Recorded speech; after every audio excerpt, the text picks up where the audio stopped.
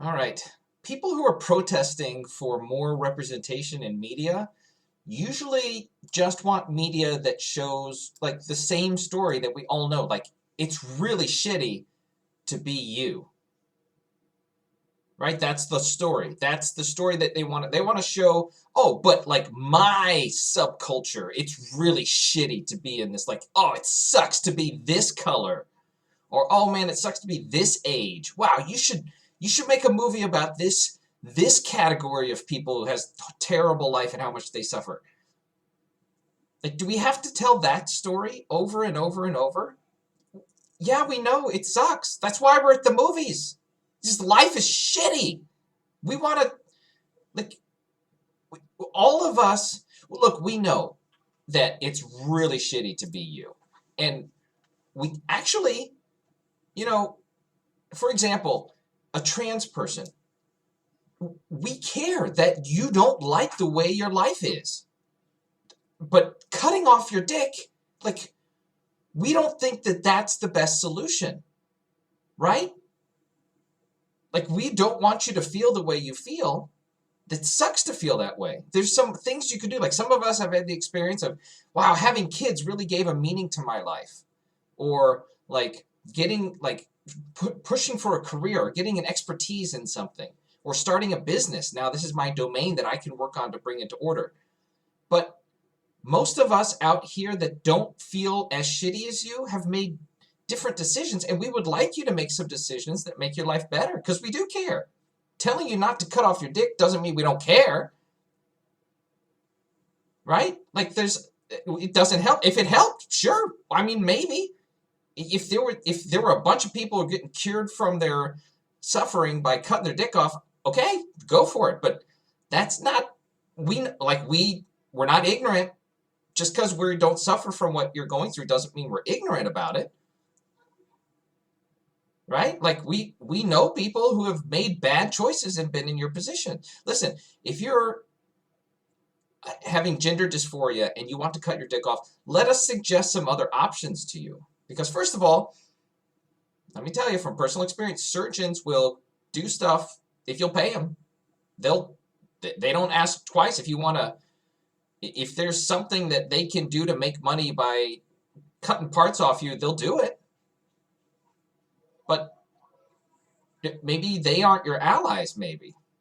Maybe people who care about your mental development and not just your immediate feelings. Like, you want to cut your balls off, I get that. Right?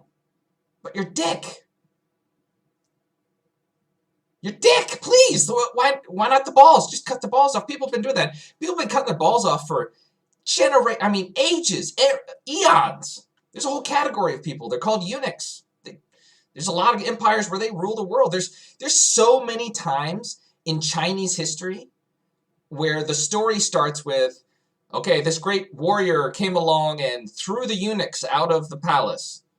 Because the whole empire was being run by a group of guys with no balls. That's cool, right? Like, cut your balls off and join the priesthood of gamers. Play games all day. Play video games. And, work in the government, I guess. Be a bureaucrat. No balls. That's fine. But your dick! Guys! Come on! You can be a girl with a dick. You heard that. Like, it's 2023. Come on, we all know this. Women can have penises.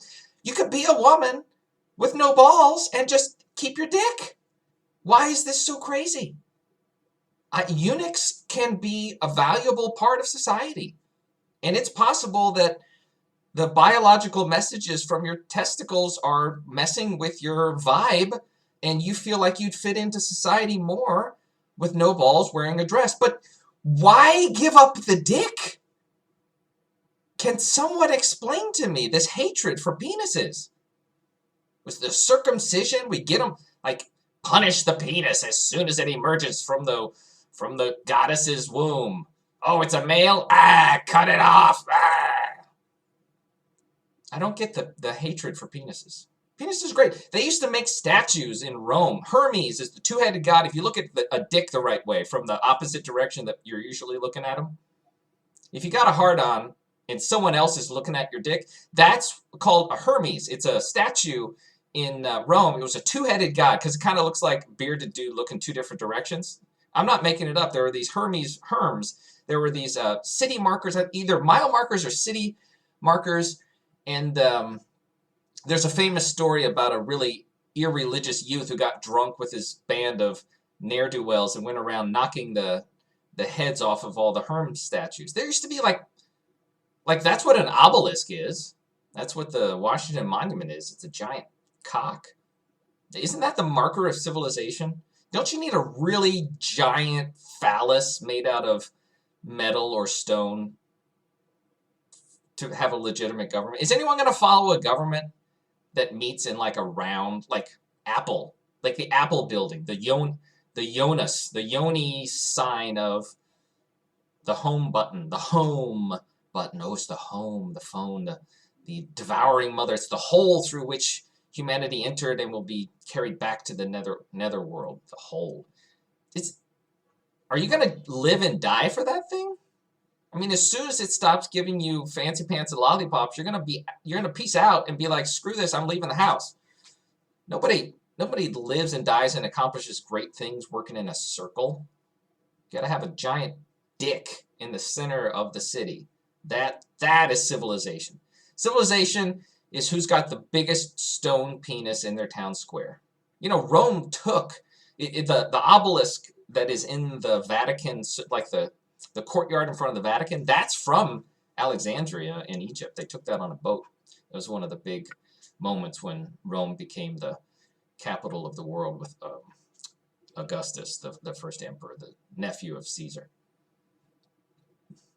So anyway, we don't need balls, really. I mean, I got mine disabled, and I'm probably not going to have them I'm not going to have everything hooked back up again, probably.